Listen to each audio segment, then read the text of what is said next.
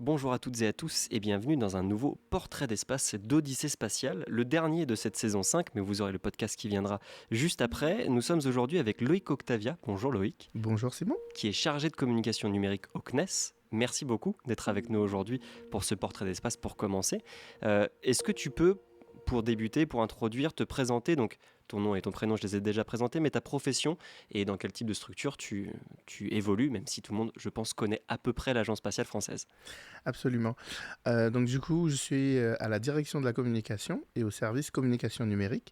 Mes missions au sein de ce service, bien, il y a plusieurs activités au sein de ce portefeuille. Donc il y a la première, la production d'images, notamment donc c'est arbitrer et mettre en place des reportages photos, que ce soit institutionnels, techniques ou événementiels. Et puis après, il y a aussi la partie politique image du CNES. Donc là, c'est en lien avec l'ensemble des directions services. C'est de faire en sorte que l'image du CNES ne soit pas altérée dans les différentes productions, que ce soit vidéo, images, livres, peu importe en fait. Et puis une dernière attribution, c'est le fait d'administrer la photothèque et la vidéothèque, qui sont donc les bases de données du CNES pour l'image et le son. Ce qui est un gros boulot, parce que la photothèque du CNES, pour m'y être baladé, c'est un sacré de belles archives, disons. Absolument. Et si tu pouvais nous présenter un peu ton quotidien, comment ça se passe, tes missions concrètes, un petit peu dans les journées classiques. Une journée classique en soi, il y a effectivement, je dirais, entre 40 et 50% du temps où il y a de récupérer les demandes de besoins de reportage photo, d'arbitrer, de pouvoir les mettre en place, que ce soit sur site ou hors site également. Et puis après, le reste du temps, effectivement, j'ai la chance de pouvoir avoir dans mon portefeuille des missions qui me changent de mon quotidien, puisqu'on a de la politique image, donc ça va toucher un peu plus le droit à l'image, la RGPD et tous ces aspects. Et puis après, derrière, la photothèque et la vidéothèque, où là, il y a un gros travail de fond que l'on est en train de mener actuellement, puisqu'on envisage aussi, pour être dans l'air du temps, d'avoir une médiathèque prochainement au CNES. Donc effectivement, c'est un gros chantier qu'on est en train de mener. Donc voilà, tout ça, ça me sort un peu de mon quotidien, mais ça fait partie également de mes activités. Et donc, une journée banale, en fait, c'est un peu brosser tout ça en même temps, quoi. Ok. Et tu parlais de photos sur site et hors site. Jusqu'à où, en fait, tu gères les photos du CNES? Parce que le CNES, c'est une entité qui est sur plusieurs continents. Mais est-ce que tu gères que ce qui se passe à Toulouse, qu'en France? Comment vous répartissez un peu ces tâches-là? Alors, il y a effectivement une organisation qui va être différente, puisque moi, j'ai comme périmètre l'Hexagone, principalement, donc que ce soit Toulouse ou Paris, puisqu'il y a effectivement les centres d'excellence par là. Mais l'organisation est un peu différente et on va dire elle est déléguée à ce moment-là au CSG, donc en Guyane, puisque l'activité est principalement opérationnelle. Et donc, je dirais donc les premières personnes qui sont en charge de l'activité images, vidéos, sont des personnes qui sont d'abord en lien avec les opérations et ensuite ont la possibilité de pouvoir effectivement rendre service, je dirais, à la communication. Et donc là, dans mon périmètre, je ne gère pas effectivement directement ces personnes et ces activités, mais j'ai la capacité de pouvoir les solliciter en cas de besoin. Donc, si je dois répondre rapidement, en tout cas en synthèse, c'est que mes activités sont vraiment principalement sur les centres hexagonaux. Et on voit que tes missions sont quand même assez diversifiées. On peut se poser la question de quel parcours tu as eu pour en arriver là. Disons depuis l'école, mais en tout cas, voilà, quelles ont été les études qui t'ont amené à faire ce métier-là et aussi les expériences qui peut-être ont perfectionné tes compétences. Absolument. Rien ne me prédisposait à faire de l'image, hein, ou en tout cas de la photo, parce que déjà, ce n'est pas forcément une vocation de ma part. Je ne suis pas un grand fan et encore moins un autodidacte, hein, soyons clairs. Non, en vérité, c'est vraiment le fait d'être guyanais et donc d'avoir toujours vu finalement des lancements partir de la base. Ma mère travaille au centre spatial, donc je pense que ça joue aussi un rôle important.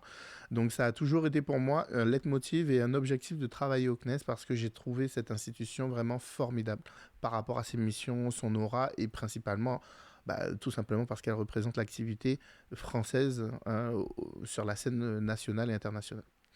Donc voilà, c'est un peu ça aussi qui m'a donné envie de pouvoir avoir un cursus qui, je dirais, est un peu en dents de scie, soit dit en passant, parce que j'ai commencé par une licence en gestion marketing, puis un master en marketing commerce. Et puis en fait, en sortant de ce master en marketing, je me suis dit, mais en fait, je vais jamais travailler dans le spatial, et encore moins au CNES, parce que le CNES, à l'époque où je suis sorti des études, n'embauchait pas forcément ce type de compétences. Et donc, j'ai poussé un petit peu plus et j'ai fait une école d'ingé, donc un master spécialisé au CESI, donc sur Toulouse, en management de projet, option vision stratégique. Et dès lors où j'ai fini ces études, eh bien, les portes du spatial se sont ouvertes.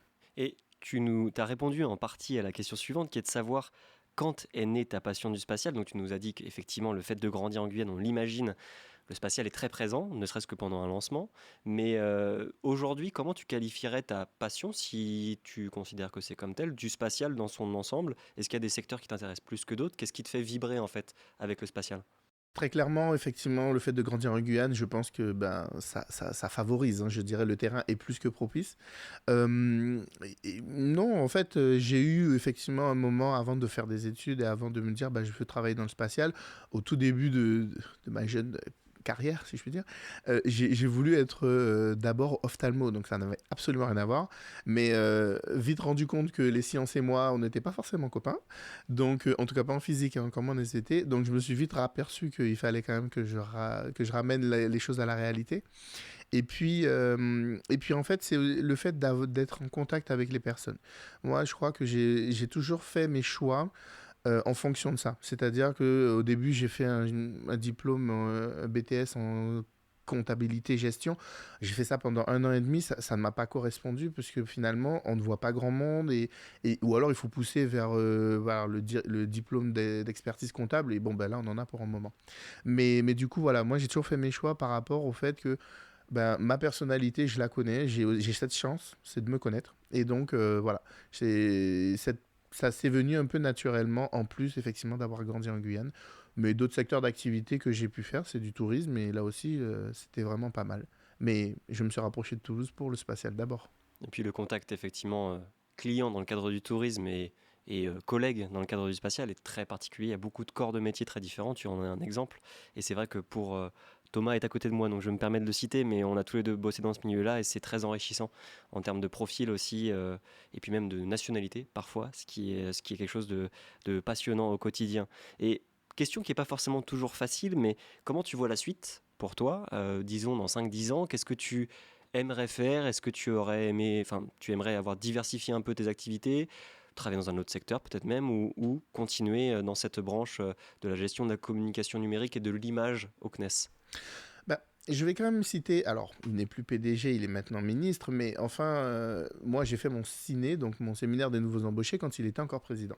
Et On donc parle de Philippe Baptiste. oh, voilà, on parle de Philippe Baptiste. Donc moi j'ai retenu cette phrase qu'il a énoncée durant effectivement mon séminaire, c'était vous avez de la chance d'être jeune, partez. C'est-à-dire que le CNES offre cette opportunité soit de faire une mobilité, ce qu'on appelle chez nous, donc une mobilité, c'est de pouvoir bouger en interne, donc changer de métier, changer de direction. Vraiment, ça, c'est impressionnant. Et carrément changer de secteur et donc bah, d'environnement, puisque le CNES a la chance d'être en Guyane également. Soit on peut également faire une mobilité externe et donc partir dans une autre entreprise, dans une autre branche d'activité, un autre secteur et avoir la chance de pouvoir revenir au bout d'un certain temps si jamais finalement on a fini de faire ce qu'on avait envie de faire à l'extérieur. Donc pour te répondre, d'ici 5 10 ans, effectivement, peut-être que ce poste-là, j'aurais peut-être fait le tour. Et que j'aurais peut-être envie aussi de renouer, puisque ben, j'ai commencé en Guyane, donc de renouer avec les opérations du spatial, mais côté lancement, parce que c'est vrai que j'ai eu la chance de pouvoir partir en mission pour le lancement d'FM1.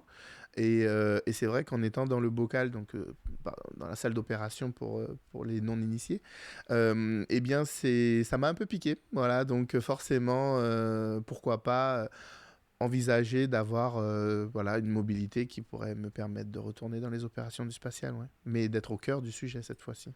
Ça donne effectivement envie pour tout passionné de vivre un lancement, donc comme tu le dis dans le bocal, la salle de contrôle du lanceur, etc.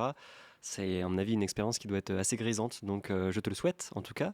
Et dernière question qu'on aime poser à nos invités, c'est Si tu avais un conseil à donner à quelqu'un qui souhaite se lancer dans le spatial ou qui aimerait intégrer le spatial d'un point de vue professionnel, quelle que soit la branche, qu'est-ce qui serait ce conseil? Je vais me prendre comme exemple, c'est-à-dire que moi, je n'avais pas l'idée des études que je voulais faire. J'avais pas l'idée du métier que je voulais faire non plus, mais j'avais qu'un seul objectif, c'était de pouvoir travailler dans ce milieu. Et donc, les choix que j'ai faits ont été des choix qui m'ont permis après derrière de m'appuyer dessus pour pouvoir les valoriser. Donc si j'ai un conseil à donner à un jeune ou à une personne en reconversion, peut-être peu importe le secteur, bah, c'est en fait de faire des choix qui, après derrière, lui permettront de s'appuyer dessus pour pouvoir la valoriser et la mettre du coup, lui permettre de pouvoir toucher effectivement une fois qu'elle aura pris le choix et décidé, bah, une fois qu'elle aura fait ça, bah, ces choix précédents bah, lui permettront d'arriver à ça. Donc moi, je crois que c'est vraiment la meilleure stratégie aujourd'hui que j'ai pris et bon, bah, ça a payé dans une certaine mesure. Donc c'est vraiment le conseil que je donnerais s'il y a des choix à faire toujours tirer en fait finalement le bénéfice pour que derrière on puisse derrière s'appuyer dessus. Bah écoute, merci beaucoup pour ce pertinent conseil pour conclure ce portrait d'espace. On se retrouve très bientôt pour une émission ensemble sur divers sujets et notamment, vous vous en doutez, la Guyane et la question de l'image dans le spatial. Et puis je te souhaite une très bonne journée et à bientôt. Merci beaucoup à toi aussi.